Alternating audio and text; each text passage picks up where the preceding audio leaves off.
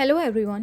प्रोमलगेशन of national emergency की series हम 2 parts में कवर करेंगे, जिसमें पहला इंट्रोडक्टरी पार्ट है जो उन इवेंट्स को डिस्कस करेगा जिसकी वजह से इंदिरा गांधी के इलेक्शन को चैलेंज करने के लिए केस इलाहाबाद हाई कोर्ट के सामने गया था।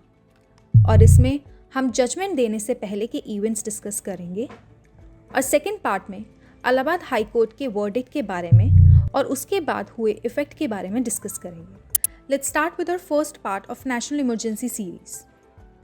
तो हुआ ये था कि सन 1967 और 1971 के बीच प्रधानमंत्री इंदिरा गांधी सरकार और भारतीय राष्ट्रीय कांग्रेस पार्टी पर लगभग पूर्ण नियंत्रण प्राप्त करने के साथ साथ संसद में भारी बहुमत प्राप्त करने के लिए आई। 1971 के आम चुनावों में इंदिरा के गरीबी हटाओ के नारे के पीछे जनता लामबंद हो गई और 1971 की जनरल इलेक्शन में उन्हें भारी बहुमत से जीत दिला दी।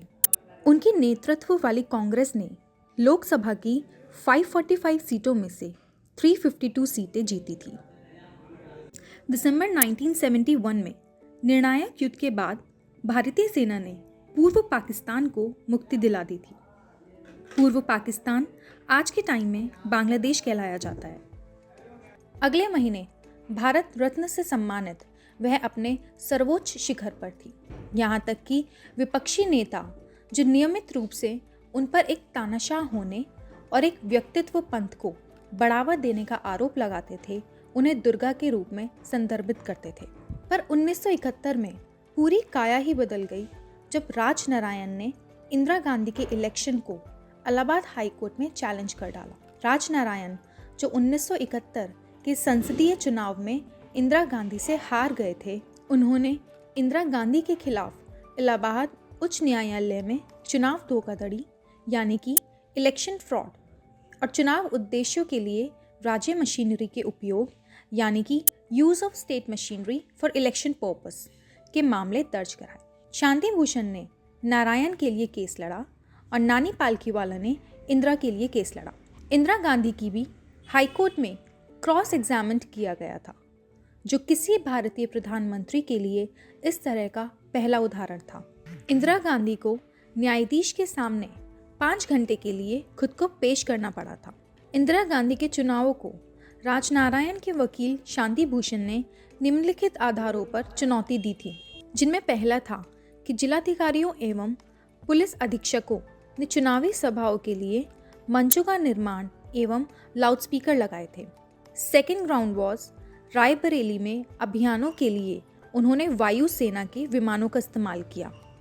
और तीसरा कि उसने अपने चुनाव एजेंट यशपाल कपूर की सेवाओं का उपयोग तब किया जब वह प्रधानमंत्री कार्यालय में विशेष कर्तव्य पर एक अधिकारी के रूप में काम कर रहे थे और एक राजपत्रित अधिकारी थे। इन सब ग्राउंड्स के आधार पर इंदिरा गांधी के इलेक्शन को इलाहाबाद हाई कोर्ट में चैलेंज किया था। इंदिरा गांधी के केस की सुनवाई इलाहाबाद हाई कोर्ट के जज जस्टिस जगमोहन लाल सिन्हा के सामने हुई। 1970 में जस्टिस सिन्हा की उत्तर प्रदेश उच्च न्यायिक सेवाओं में प्रमोशन के 1 साल बाद ही उन्हें इंदिरा गांधी के चुनाव को चुनौती देने की इस नाजुक मामले की सुनवाई करने का मौका मिला। विभिन्न कठिनाइयों के बावजूद जस्टिस सिन्हा ने इस घातक फैसले को पारित करने का साहस बनाए रखा। उन्होंने वकीलों और खुली अदालत के अन्य कर्मचारियों को इंदिरा गांधी के अदालत में गवाह के रूप में आने पर खड़े ना होने का निर्देश देकर अदालती कार्रवाई की गरिमा को बनाए रखा, क्योंकि ऐसा सम्मान केवल न्यायाधीशों के लिए आरक्षित है। अदालती कार्रवाई समाप्त होने के बाद न्यायमूर्ति सिन्हा ने फैसला लिखने के लिए खुद को अपने घर में बंद कर लिया। यहाँ तक कि अपने फैसले की फाइनल ड्राफ्ट तैयार होने तक बालकनी में भी दिखाई नहीं दिए। उनका उद्देश्य सत्ता में बैठे लोगों के किसी भी प्रकार के राजनीतिक हस्तक्षेप से बचना था। वास्तव में सभी विजिटर्स, जिनमें से कई सांसद थे, उनको उनके सचिव ने यह कहते हुए फटकार लगाई कि जज इंदौर आ रहे हैं।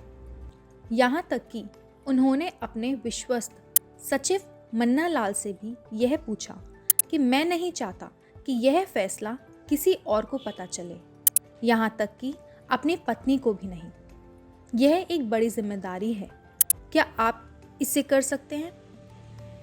न्यायमूर्ति सिन्हा को सर्वोच्च न्यायालय के न्यायाधीश के रूप में उनके प्रमोशन सहित सभी प्रकार के ऑफर प्रदान किए गए। उनके सभी संबंध निजी कर्मचारी सीआईडी की निगरानी में थे और कथित तौर पर उनका उत्पीड़न किया गया था। हालांकि न्यायपालिका की स्वतंत्रता और गरिमा को बनाए रखने के लिए जस्टिस सिन्हा ने सभी हैंडआउट्स को जमकर हराया। जब 7 जून 1975 को फैसला लगभग समाप्त हो गया, इलाहाबाद उच्च न्यायालय के मुख्य न्यायाधीश ने उन्हें यह सूचित करने के लिए बुलाया कि गृह मंत्रालय के अतिरिक्त सचिव पीपी नायर ने उनसे मुलाकात की थी और फैसले को जुलाई तक स्थगित करने का अनुरोध किया था। इस बिंदु तक सिन्हा को एहसास हो गया था कि किसी भी तरह की देरी उन्हें और अधिक तनाव में डाल देगी। उन्होंने अपने चीफ को डिसमिस किया और फिर जल्दी से रजिस्ट्रार को निर्देश दिया कि वे पार्टीज को सूचित करें कि जजमेंट प्रोनाउंस करने के लिए तैयार हैं। जवाब में प्रशासन ने फैसले के विवरण की जांच के लिए सीआईडी के अंदर एक विशेष कार्य दल यानी कि स्पेशल टास्क टीम का गठन किया और ये डिसाइड किया कि टीम मन्ना लाल से सवाल करेगी कि जब जस्टिस सिन्हा फैसला लिख रहे थे तो उनके घर मेहमान कौन थे। इस पर फैसला सुनाए जाने के बाद भी उत्पीड़न जारी रहा। आगे क्या हुआ ये हम नेक्स्ट वीडियो में डिस्कस करेंगे।